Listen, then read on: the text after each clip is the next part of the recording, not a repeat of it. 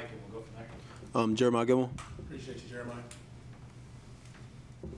Jeremiah, how have practices been the last 2 days compared to like the intensity of regular season practices? Well, yesterday we weren't in pads, so it was just getting our feet wet again, having a week, maybe a week and a half off. But today, going out, we looked really physical in the inside run during team, and we really didn't miss up on any calls, so we looked pretty good. Practice is going well. And what's it been like just practicing in December? This is your first bowl period, I guess. I don't know. Well, I'm excited to be playing in December. I mean, since I've been here, I haven't been to a bowl game or anything of that sort. So, I mean, guys are just excited to be out there in December playing ball. And you can see all the seniors that are just counting down the days, and they're not letting a practice go by without them giving all full-out effort. How much are they communicating, the seniors and the upperclassmen who have the bowl experience, how much are they communicating that to you guys, the younger fellas, as far as not taking this for granted, this experience? Oh, a lot. Actually, Coach Bateman was out today because he was having eye surgery, so he wasn't out there at practice. So the safeties were down with him out, but MD stepped up big in practice, made sure everybody was running around, flying to the ball, making sure everybody was in the right spot with the coverages, and we looked really good. We didn't have any busts in the secondary, so it was really good to see. What are your initial thoughts on Temple? They're a tough team. They're physical on both sides of the ball, offensively, defensively.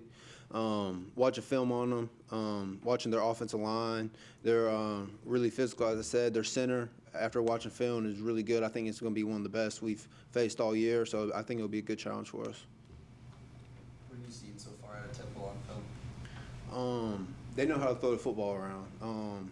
They know how to beat cover 3, cover 4 coverages, cover 2, and they have an answer for all of them. And we're watching that on film, that we have to make sure we're cued in whatever coverage we're in, that we have to be cued in, we have to be communicating. That's the biggest thing for this upcoming week. When you're facing teams who really know how to throw the football around, you need to make sure we're communicating on all cylinders, so we make sure we're playing the calls right. Does their offense compare to any offenses you've played so far this year? I'd say Pitt a little bit, with how well the offensive coordinator knows how to set up the receivers and run good routes, how to beat certain coverages, and also with their jet sweep schemes, it's kind of like Pitt.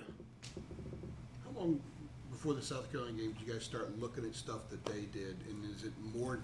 You doing it further from the game now? And is there a difference in that? From looking at Temple, like farther away. How long before you started looking at South Carolina stuff? And you're talking about Temple, you guys have already seen film, and the game's still 2 weeks away. So yeah. Is there a difference, and is it kind of odd, strange to look at film of a team you're going to play in 2 weeks? I mean, yeah, it's a little odd, but I mean, both teams have a greater advantage for preparing. So this week, like, we're focusing on first and second downs instead of just sweeping through the week. Like Tuesday and Wednesday, we'll do first down, second down, and third down on both days. But I mean, since we have a couple weeks to compare to get ready for them, I mean, we're looking at first and second down, and then we can do certain days where we just focus on third down. So I think it's helping us a lot. On the trip, when you guys go up there, ask some of the other guys what they're looking forward to seeing or experiencing in D.C.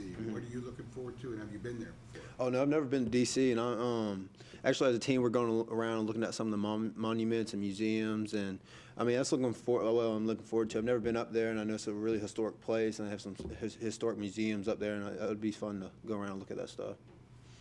Jeremiah, going back to the practice schedule, how much of an adjustment is it for you guys to have to wait 3-4 weeks or whatever to play your next game compared to, throughout the regular season when you have that flow, you have that rhythm? How much of an adjustment is it for you guys going through this experience for the first time? I don't think it's too much of an adjustment for us, actually. Just making sure you're still getting a film room and not getting too complacent, because already guys have been looking at Temple since we found out like a couple of days ago that we were playing Temple. So even when we went out for our player-led practices and when we were thinking about the teams we're going to face, we're thinking about Temple, Navy, the teams that they had us lined up to face.